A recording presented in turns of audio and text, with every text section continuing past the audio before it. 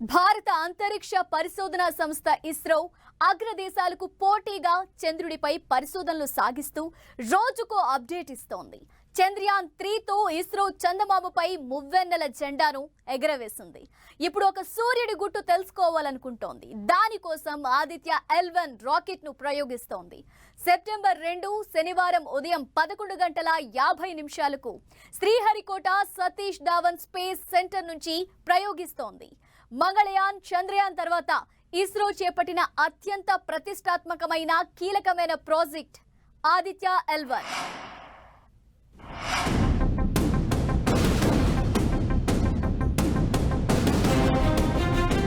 Chandrayaan 3 success తో తగ్గేదేలే అన్నట్లు ఇస్రో అంతరిక్షంపై ఫోకస్ పెట్టింది. ఓ పక్క విక్రమ్ ల్యాండర్, ప్రజ్ఞాన్ రోవర్ల నుంచి చంద్రుడికి సంబంధించిన అత్యంత విలువైన సమాచారాన్ని ప్రపంచానికి తెలియజేస్తూనే మరో పక్క ఆదిత్య L1 మిషన్ తో సూర్యుడి భగభగల గుట్టును తెలుసుకునేందుకు ప్రయత్నాలు చేస్తోంది. ఇతర గ్రహాలపై పరిశోధనలు మామూలే, కానీ సూర్యుడి పరిశోధన అంటే అది మామూలు విషయం కాదు.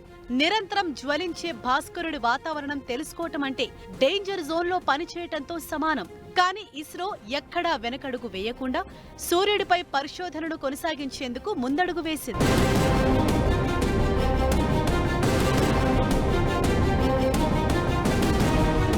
అసలు సూర్యుడి మీద పరిశోధనలు చేయటం దేనికి అనే డౌట్ రావచ్చు. ఈ విశ్వం కోటాను కోట్ల నక్షత్రాల సమాహారం. గెలాక్సీలు, నక్షత్ర మండలాలు, గ్రహాల కుటుంబాలు, ఇలా మనకు కనపడని, ఊహించడానికే సాధ్యం కాని ఎన్నో వింతలు, విశేషాలు అనంత విశ్వంలో నిక్షిప్తమై ఉన్నాయి. మనం నివసిస్తున్న ఈ భూమి సౌర కుటుంబంలో ఒక గ్రహం మాత్రమే.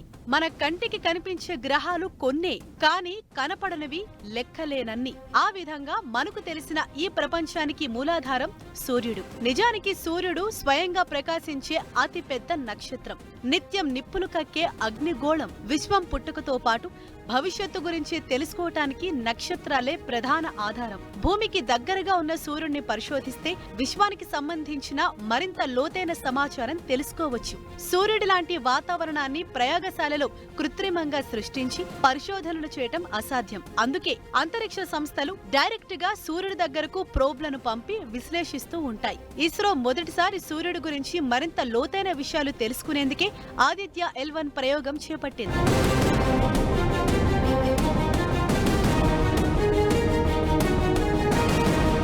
ఇంతకీ ఆదిత్య L1 ప్రయోగంతో ఏం చేస్తారు? అసలు ఆ పేరు ఎందుకు పెట్టారు అనే అనుమానం రావచ్చు. ఆదిత్య L1 అనే పేరులోనే మన డౌట్స్ కు సమాధానాలు దొరుకుతాయి. ఆదిత్య అంటే సూర్యుడికి మరో పేరు. మన భారత పురాణాలు, ఇతిహాసాల్లో సూర్యుడిని భగవంతుడి స్వరూపంగా కొలుస్తాం. అనేక రూపాలు, పేర్లతో పిలుస్తాం. సూర్యుడు, సూర్య భగవానుడు, ఆదిత్యుడు, భానుడు, భాస్కరుడు, ఇలా రకరకాల పేర్లు సూర్యుడికి ఉన్నాయి. అందుకే అందులోని ఆదిత్య అనే పేరునే ఇస్రో ఈ మిషన్ కు పెట్టింది. ఇక ఆదిత్య L1 లో L1 అనేది ఖగోళ శాస్త్రంలో ఒక అంశం. L అంటే లెగ్రేంజ్ పాయింట్ అని అర్థం. అంతరిక్షంలో సూర్యుడు, గ్రహాలు, ఉపగ్రహాలు, ఆస్ట్రాయిడ్లు ఇలా ఏవైనా రెండు ఖగోళ పదార్థాల మధ్య లెగ్రేంజ్ పాయింట్లనేవి ఉంటాయి. భూమికే కాదు, ఇతర గ్రహాలు, ప్రతి ఖగోళ వస్తువుకు దాని ద్రవ్యరాశిపై ఆధారపడి గురుత్వాకర్షణ ఉంటుంది. రెండు ఖగోళ పదార్థాల మధ్య గురుత్వాకర్షణ కూడా ఆ రెండింటి ద్రవ్యరాశులపై ఆధారపడి ఉంటుంది. ఒక వస్తువును అలాంటి పదార్థాల మధ్య ఉంచినప్పుడు దేని గురుత్వాకర్షణ ఎక్కువగా పనిచేస్తుందో అటువైపు ఆ వస్తువు ఆకర్షితమవుతుంది. కానీ ఒక నిర్దిష్టమైన ప్రదేశంలో ఆ రెండు పదార్థాల మధ్య గురుత్వాకర్షణ శూన్యంగా ఉంటుంది. అలాంటి చోట వస్తువును పెడితే అది స్థిరంగా ఎటూ కదలకుండా ఉంటుంది. ఆ పాయింట్ నే లెగ్రేంజ్ పాయింట్ అని అంటారు. ఆ విధంగా భూమికి, సూర్యుడికి మధ్య కూడా 5 లెగ్రేంజ్ పాయింట్లు ఉన్నాయి. సూర్యుడిని, భూమిని కలుపుతూ ఒక సరళ రేఖ గీస్తే అందులో భూమికి, సూర్యుడికి మధ్యన ఒక లెగ్రేంజ్ పాయింట్ ఉంది. దాన్ని లెగ్రేంజ్ పాయింట్ 1 అంటారు. భూమికి, సూర్యుడికి మధ్య ఉన్న దూరంలో 10వ వంతు దూరంలో భూమి వైపుగా ఈ లెగ్రేంజ్ పాయింట్ 1 ఉంటుంది. అదే విధంగా సూర్యుడి వైపుగా కాకుండా భూమికి అవతల పక్క అంతే దూరంలో వెనుక వైపు మరో లెగ్రేంజ్ పాయింట్ 2 ఉంటుంది. భూమి నుంచి చూస్తే సూర్యుడికి అవతల పక్క లెగ్రేంజ్ పాయింట్ 3 ఉంటుంది. ఈ 3 పాయింట్లే కాకుండా సూర్యుడు, భూమి మధ్య బయటి వైపుగా ఒక సమబాహు త్రిభుజం గీస్తే అందులో 2 శీర్షాలలో మరో 2 లెగ్రేంజ్ పాయింట్లు ఉంటాయి. వాటినే L4, L5 అంటారు. ఫ్రెంచ్ ఖగోళ శాస్త్రవేత్త జోసెఫ్ లూయిస్ లెగ్రేంజ్ పేరు మీద వాటికి ఆ పేర్లు పెట్టారు. 5 లెగ్రేంజ్ పాయింట్లు ఉంటే ఇస్రో ఈ L1 దగ్గరికే ఎందుకు ఆదిత్య L1 ను ప్రయోగిస్తోంది అనేదానికి ఒక కారణం ఉంది. ఎందుకంటే ఈ L1 పాయింట్ భూమికి సూర్యుడికి మధ్య దూరంలో 10వ వంతు దూరంలో భూమి వైపుగా ఉంటుంది. అంటే సుమారు 15 లక్షల కిలోమీటర్ల దూరంలో ఉంటుంది. L2 పాయింట్ భూమికి వెనక ఉంటుంది కాబట్టి అక్కడికి వెళ్లినా సూర్యుడిపై ప్రయోగాలు చేయటానికి భూమి అడ్డుగా ఉంటుంది కాబట్టి సాధ్యపడదు. L3 సూర్యుడి వెనక ఉంటుంది కాబట్టి అక్కడికి చేరుకోవటం అసాధ్యం. ఇక L4, L5లు కూడా సూర్యుడు భూమికి వెలుపల చాలా దూరంలో ఉంటాయి. సో అక్కడ పరిశోధనలు చేపట్టడం కుదరదు. అందుకే ఇస్రో L1 పాయింట్ దగ్గర శూన్య కక్షలోకి అబ్జర్వేటర్ ను పంపిస్తోంది. ఈ 5 పాయింట్లలోనూ L4, L5 దగ్గర ఉండే ఖగోళ పదార్థాలు స్థిరంగా ఉంటాయి. కానీ మిగిలిన 3 పాయింట్ల దగ్గర ఉండే వస్తువులు అస్థిరంగా ఉంటాయి. అంటే కాలంతో పాటు నెమ్మదిగా రెండింటిలో ఏదో ఒక ఖగోళపు గురుత్వాకర్షణ శక్తికి లోనవుతాయి. అందుకే అబ్జర్వేటర్ లో అప్పుడప్పుడు ఇంధనాన్ని మండించి వాటి స్థానాన్ని సరిచేస్తూ ఉంటారు. ఇప్పుడు ఇస్రో కూడా సూర్యుడిపై నిరంతరం ఓ కన్నేసి ఉంచడానికి ఈ ప్రయోగం చేస్తోంది. సూర్యుడి మీద పుట్టే సౌర తుఫానుల్ని సోలార్ మాస్ ఎజెక్షన్ అంటారు.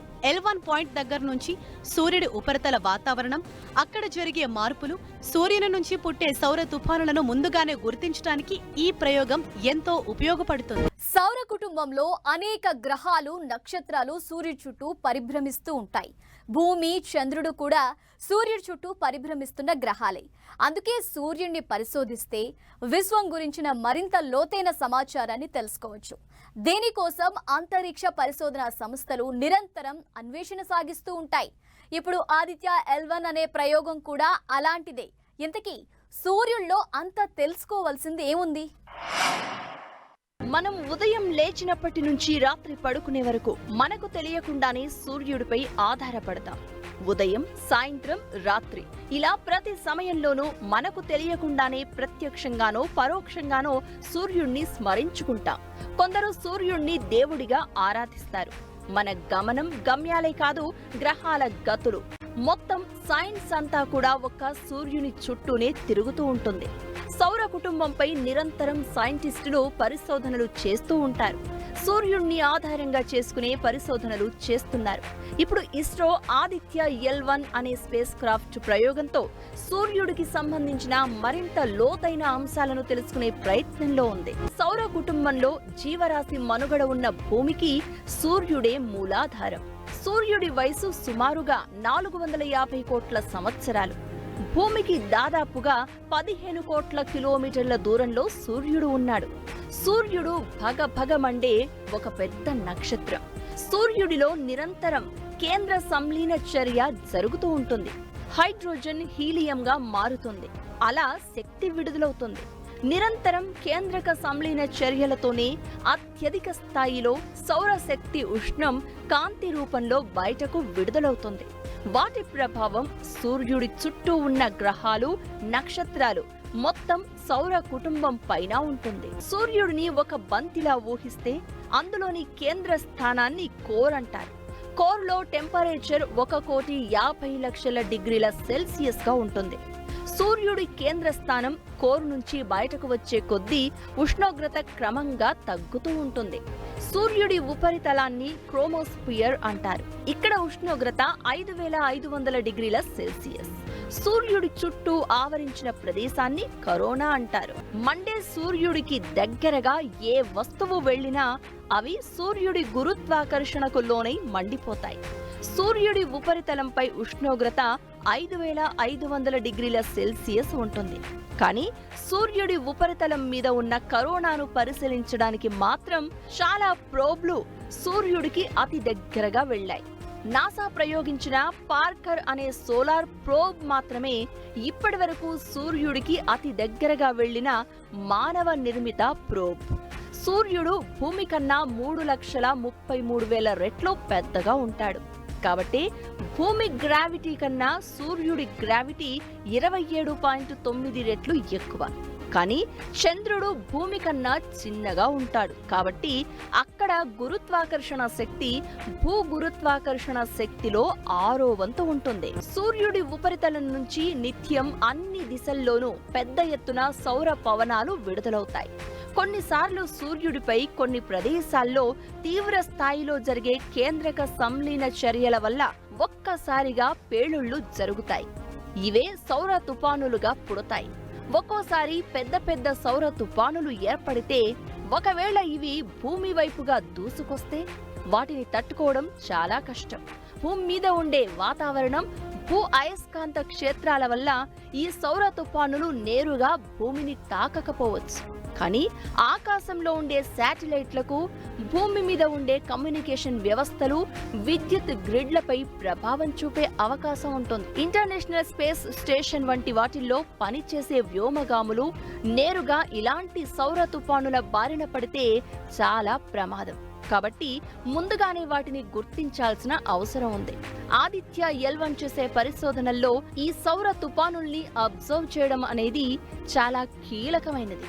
ఇది ఒక రోజుతో ఆగిపోయేది కాదు, నిరంతరం జరిగే పరిశోధన ప్రక్రియ. సూర్యుడి మీద పరిశోధనలకు భూమి మీద చాలా చోట్ల సోలార్ అబ్జర్వేటర్లున్నాయి. కానీ భూమి మీద ఉండే వాతావరణం కారణంగా పూర్తి స్థాయిలో సూర్యుడి గురించి పరిశోధనలు చేయడం వీటికి సాధ్యం కాదు. ముఖ్యంగా సూర్యుడి చుట్టూ ఉండే కరోనా గురించి పరిశోధనలు చేయాలంటే భూ వాతావరణానికి అవతల ఉండాలి. భూమికి సూర్యుడికి మధ్య ఉన్న లెంగ్రాజ్ పాయింట్ వద్ద 1 దగ్గర ఉండే అబ్జర్వేటర్లు నేరుగా సూర్యుడిని ప్రతి క్షణం చూడగలుగుతాయి. వాటికి సూర్యుడికి మధ్య ఎలాంటి అడ్డంకి ఉండదు. సూర్యుడి నుంచి ఉత్పన్నమయ్యే సౌర తుఫాన్లను ముందుగానే ఇవి గుర్తించగలుగుతాయి. ఇస్రో ప్రయోగించే ఆదిత్య L1 కూడా సూర్యుడిపై నిరంతరం నిఘా పెంచుతోంది. దానికి అనుగుణంగా పెలోడ్స్ ను పంపుతోంది ఇస్రో. ఇస్రో ఆదిత్య L1 ప్రయోగం ద్వారా సూర్యుడి ఉపరితలంలో ఉన్న కరోనాను అనుక్షణం పరిశీలిస్తూ ఉండొచ్చు. ఇందుకోసం ఆదిత్య L1లో 7 రకాల పరికరాలు అమర్చారు. ఇందులో 4 పరికరాలు అవిశ్రాంతంగా సూర్యుడి వైపే ఉంటూ పరిశోధనలు చేస్తాయి. మరో 3 పరికరాలు లేగ్రాంజ్ పాయింట్ 1 దగ్గర పరిస్థితులను విశ్లేషించి ఆ సమాచారాన్ని ఇస్రోకు పంపుతాయి. ఈ 7 పరికరాలు ప్రధానంగా కరోనా ఉష్ణోగ్రతలో మార్పులు, coronal mass ejection, pre flare activities, వాటి లక్షణాలు, అంతరిక్ష వాతావరణంలో మార్పులు, అక్కడ ఉండే అణువులు పరిస్థితులను విశ్లేషించడం చేస్తాయి. సూర్యుడిపై ఉన్న క్రోమోస్పియర్ కరోనాలలో మార్పుల ద్వారా అక్కడ విడుదలయ్యే వేడిని, ప్లాస్మా, సౌర తుఫాన్ల తీవ్రతను ఆదిత్య L1 విశ్లేషిస్తుంది. కరోనల్ మాస్ ఎజెక్షన్ డైనమిక్స్, వాటి ప్రభావాలు, సూర్యుని చుట్టూ ఉండే అయస్కాంత క్షేత్ర ప్రభావం, సౌర పవనాలు, పుట్టుక, గమనం, స్థితిగతుల్ని ఆదిత్య L1 చాలా క్షుణ్ణంగా పరిశీలిస్తుంది. ఆదిత్య L1లో 7 పేలోడ్లను అమర్చారు. Visible emission line, coronagraph, solar ultraviolet imaging telescope, solar low energy X-ray spectrometer, high energy L1 orbiting X-ray spectrometer అనే 4 రిమోట్ సెన్సింగ్ పేలోడ్స్ ఏర్పాటు చేశారు. ఇవి సూర్యుడి ఉపరితలాన్ని చాలా క్షుణ్ణంగా పరిశోధిస్తాయి.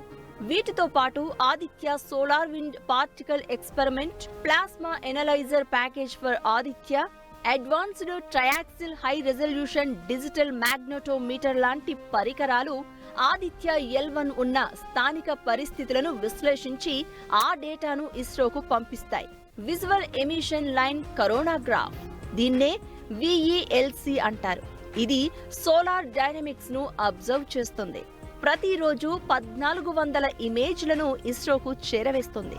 VELCని బెంగళూరులోని ఇండియన్ ఇన్స్టిట్యూట్ ఆఫ్ ఆస్ట్రోఫిజిక్స్ తయారు చేసింది. సోలార్ అల్ట్రావయోలెట్ ఇమేజింగ్ టెలిస్కోప్, ఇది ఫోటోస్పియర్, క్రోమోస్పియర్ దగ్గర అల్ట్రావయోలెట్ కిరణాలను, దానికి అనుబంధంగా జరుగుతున్న మార్పులను తెలియచేస్తుంది. ఇది పూణేలోని inter university centre for astronomy and astrophysics లో అభివృద్ధి చేశారు. Solar low energy X-ray spectrometer, high energy L1 orbiting X-ray spectrometer, ఇవి సూర్యుడి నుంచి వచ్చే ఎక్స్రే కిరణాలను విశ్లేషిస్తాయి. ఇవి బెంగళూరులోని UR రావ్ శాటిలైట్ సెంటర్లో రూపొందించినవి.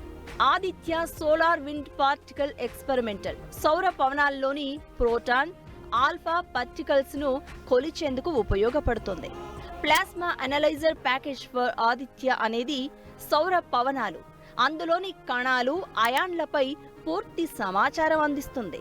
Advanced triaxial high resolution digital magnetometer ద్వారా అంతరిక్షంలో తక్కువ తీవ్రత ఉన్న అయస్కాంత క్షేత్రాలను లేగ్రాంజ్ పాయింట్ దగ్గర ఉన్న పరిస్థితులను గమనిస్తుంది.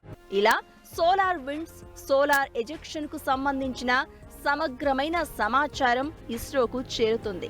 ఈ విశ్లేషణలతో సూర్యుడి ఉపరితలం, అయస్కాంత క్షేత్రాలు, శూన్య కక్ష ఇలా అంతరిక్షంలోని పలు ప్రదేశాల్లో వచ్చే మార్పులు, వాటి ప్రభావాలను ఇస్రో అధ్యయనం చేస్తుంది. పిఎస్ఎల్వి C-57లో అమర్చిన 7 పేలోడ్లను భూమి గురుత్వాకర్షణ పరిధిని దాటి అంతరిక్షంలోకి పంపుతారు. దీనికోసం రాకెట్ సెకనుకు 11.2 కిలోమీటర్ల వేగంతో పైకి వెళ్లాల్సి ఉంటుంది. అదే సూర్యుడి గ్రావిటీ పరిధిని దాటి వెళ్లాలంటే సెకనుకు 615 కిలోమీటర్ల వేగంతో పైకి వెళ్లాలి. ఈ 2 గురుత్వాకర్షణలను బ్యాలెన్స్ చేస్తూ ఉండేలా లేగ్రాంజ్ పాయింట్ L1 దగ్గర ఆదిత్య L1 ప్రోబ్ను ప్రవేశపెట్టి సూర్యుడిపై పరిశోధనలు కొనసాగిస్తారు. ఇప్పటి వరకు America space agency NASA, European space agency, German aerospace centre మాత్రమే సూర్యుడిపై అధ్యయనం చేసేందుకు ఉమ్మడిగా వేరువేరు స్పేస్ మిషన్లను ప్రయోగించాయి. ఇప్పుడు వాటి సరసన భారత్ కూడా ఆదిత్య L1 ప్రయోగంతో తన సత్తాను ప్రపంచానికి చాటుతోంది. సూర్యుడిపై అధ్యయనానికి భారత్ ప్రయోగిస్తున్న ఆదిత్య L1 తొలి అంతరిక్ష ఆధారిత మిషన్. సూర్యుడికి భూమికి మధ్యలోని లేగ్రాంజ్ పాయింట్ 1 దగ్గర హాలో కక్షలోకి ఈ ఆదిత్య L1ను ప్రవేశపెడతారు. సూర్యుడిపై ప్రయోగాలు చేయడానికి ఇంతకు ముందు కూడా అగ్రరాజ్యాలు చాలా మిషన్లను చేపట్టాయి. నాసా ప్రధానంగా 3 మిషన్లను ప్రయోగించింది. Solar and heliospheric observatory SOHO, Parker solar probe, interface region imaging spectrograph IRIS ప్రయోగాలు చేపట్టింది. వాటితో పాటు wind, Hinode, solar dynamics observatory STEREO ఇలా పలు మిషన్లను కూడా నాసా ప్రయోగించింది. నాసా, యూరోపియన్ స్పేస్ ఏజెన్సీ సంయుక్తంగా solar and heliospheric observatory mission SOHOను ప్రయోగించాయి. పార్కర్ సోలార్ ప్రోబ్ సూర్యుడి ఉపరితలానికి అతి సమీపంలోని కక్షలో 4 ఏళ్లు పనిచేసింది. IRIS మిషన్ సూర్యుడి ఉపరితలంపై హై రిజల్యూషన్ చిత్రాలను తీసింది. ఇప్పటి వరకు నాసా ప్రయోగించిన పార్కర్ సోలార్ ప్రోబ్ మాత్రమే సూర్యుడిపై అధ్యయనం చేసేందుకు ప్రయోగించిన మిషన్లలో అత్యంత ప్రభావవంతమైనది. సూర్యుడికి అతి దగ్గరగా వెళ్లిన స్పేస్ క్రాఫ్ట్ కూడా ఇదే. 2018లో దీన్ని ప్రయోగించారు. సూర్యుడి చుట్టూ ఆవరించి ఉన్న కరోనా వాతావరణం బయటగా ఇది ప్రయాణించింది. 3 ఏళ్లలో లక్ష్యాన్ని చేరుకుంది. 2018లో ప్రయోగించిన నాటి నుంచి 2023 జూన్ 27 వరకు సూర్యుడి చుట్టూ 16 సార్లు విజయవంతంగా ఇది పరిభ్రమించినట్లు నాసా వెల్లడించింది. 2021 ఏప్రిల్ 28న సూర్యుడికి అత్యంత సమీపం వరకు వెళ్లిన స్పేస్ క్రాఫ్ట్ గా రికార్డు నెలకొల్పింది. అక్కడి చార్జ్డ్ పార్టికల్స్ నమూనాల ఆధారంగా సూర్యుని అయస్కాంత క్షేత్రం సమాచారాన్ని విశ్లేషించారు. సూర్యుడి ఉపరితలం నుంచి 6.5 మిలియన్ అంటే 65 లక్షల కిలోమీటర్ల పరిధిలోకి ప్రయాణించేలా పార్కర్ సోలార్ ప్రోబ్ను రూపొందించారు. అందువల్ల ఎనర్జీ ఫ్లో, సోలార్ విండ్ గురించిన విలువైన సమాచారాన్ని ఇది సేకరించగలిగింది. నిరంతరం పరిభ్రమిస్తూ ఉండే ఈ విశ్వంలో సౌర వ్యవస్థను సూర్యుడు ఎలా నియంత్రించగలుగుతున్నాడు అనే హీలియోఫిజిక్స్ లోని కీలక ప్రశ్నకు సమాధానం కనుక్కోవడమే పార్కర్ సోలార్ ప్రోబ్ ప్రధాన లక్ష్యం. అలాగే సోలార్ కరోనాకు అతి దగ్గరగా చేరుకోవడం, దానిపై అధ్యయనం చేయడం ఈ మిషన్ మరో ఉద్దేశం. కరోనా అత్యంత వేడిగా ఉండడానికి కారణాలు అది సూపర్ సోనిక్ స్పీడ్తో విసిరే సోలార్ విండ్. దీన్నే మరింత అధ్యయనం చేయడానికి ఈ ప్రయోగం ఉపయోగపడింది. సోలార్ ఆర్బిటర్ మిషన్, దీన్ని నాసా సహకారంతో యూరోపియన్ స్పేస్ ఏజెన్సీ నిర్మించింది. హీలియోఫిజిక్స్ పై అధ్యయనం చేయడమే ఈ మిషన్ ఉద్దేశం. 7 ఏళ్ల పాటు పనిచేసేలా 2020 ఫిబ్రవరి 9న దీన్ని అంతరిక్షంలోకి ప్రయోగించారు. 2022 మార్చి 30న సోలార్ ఆర్బిటర్ సూర్యుడికి అతి దగ్గరగా అంటే భూమికి సూర్యుడికి మధ్య దూరంలో 1/3 దూరం చేరిన సమయంలో వీడియోని చిత్రాలను రికార్డ్ చేసింది. ఆ చిత్రాలు సూర్యుడి దక్షిణ ధ్రువం వైపు తీసినవి. ఈ స్పేస్ క్రాఫ్ట్ భూమికి సూర్యుడికి మధ్య దూరంతో పోల్చితే పావువంతు దూరంలో పరిభ్రమిస్తూ ఉంటుంది. 2025లో సోలార్ ఆర్బిటర్ తన కక్షను కొద్దిగా మార్చుకునేందుకు వీనస్ గ్రావిటీని వినియోగించుకోనుంది. అందువల్ల స్పేస్ క్రాఫ్ట్ లో ఏర్పాటు చేసిన పరికరాలు సూర్యుడి ధృవాలపై మరింత అధ్యయనం చేసే అవకాశం ఉంది. సూర్యుడి అతి వేడిని తట్టుకునేలా ఈ స్పేస్ క్రాఫ్ట్ ని రూపొందించారు. అందువల్ల సూర్యుడికి దగ్గరగా వెళ్లడంతో పాటు సూర్యుడిలోని వివిధ విభాగాలను మరింత అధ్యయనం చేసేందుకు అవి ఉపయోగపడతాయి. సూర్యుడి ప్రభావవంతమైన భాగాలను అతి దగ్గరగా చిత్రీకరించిన తొలి ఉపగ్రహం ఇదే అని యూరోపియన్ స్పేస్ ఏజెన్సీ చెబుతోంది. సౌర తుపాను ఏర్పడే ప్రక్రియను సోలార్ ఆర్బిటర్ నిశితంగా పరిశీలిస్తోందని కూడా ఈఎస్ఏ చెబుతోంది. ఇక భూమికి సూర్యుడికి మధ్య ఉన్న L4 పాయింట్ దగ్గర 2 ట్రోజన్ ఆస్టరాయిడ్లు కూడా ఉన్నాయి. ఇదే విధంగా భూమికి చంద్రుడికి మధ్య ఉన్న లేగ్రాంజ్ పాయింట్ 1 దగ్గర చైనా తన చాగి ప్రోబ్ను ఉంచి చంద్రుడి మీద ప్రయోగాలు చేస్తోంది. అదే విధంగా భూమికి సూర్యుడికి ఉన్న లేగ్రాంజ్ పాయింట్ 2 దగ్గర యూరోపియన్ స్పేస్ ఏజెన్సీ ప్రయోగించిన Gaya telescope, European space agency America సంయుక్తంగా ప్రయోగించిన జేమ్స్ వెబ్ టెలిస్కోప్లు ఉన్నాయి. ఇవి లేగ్రాంజ్ పాయింట్ 2 అంటే భూమికి వెనుక వైపు ఉండడం వల్ల ఈ టెలిస్కోప్ల మీద సౌర పవనాలు పడకుండా భూమి అడ్డుగా ఉంటుంది. సూర్యుడి కిరణాలు ఈ టెలిస్కోప్ పై పడవు కాబట్టి ఇది విశ్వాంతరాలలోకి సుదూరంగా తొంగి చూసేందుకు వీలుంటుంది. అయితే లేగ్రాంజ్ పాయింట్ 1, 2, 3లలో ఉండే శాటిలైట్లు, ఉపగ్రహాలు అస్థిరంగా ఉంటాయి. అందుకే ప్రతి 21 రోజులకు ఒకసారి జేమ్స్ వెబ్ టెలిస్కోప్ లో ఇంధనాన్ని మండించి దాని స్థానాన్ని సరిచేస్తూ ఉంటారు. ఇప్పుడు మొదటిసారిగా సూర్యుడికి సంబంధించి సౌర తుపానులు, సూర్యుడి ఉపరితల పరిస్థితులు, సోలార్ విండ్స్ ఇలా పలు అంశాలపై ఆదిత్య L1 మిషన్ చేపట్టింది. ఇది ఇస్రో ప్రతిష్టను మరింత పెంచడమే కాదు, సూర్యుడిపై పెద్ద దేశాలు చేసిన పరిశోధనల సరసన భారత్ కూడా నిలిచేందుకు దోహదపడుతుంది. ఇవి ఆదిత్య L1 ప్రయోగం విశేషాలు. మరో స్పెషల్ ఫోకస్ తో మళ్ళీ మీ ముందుంటాం. Keep watching 10 TV, the unbiased news channel.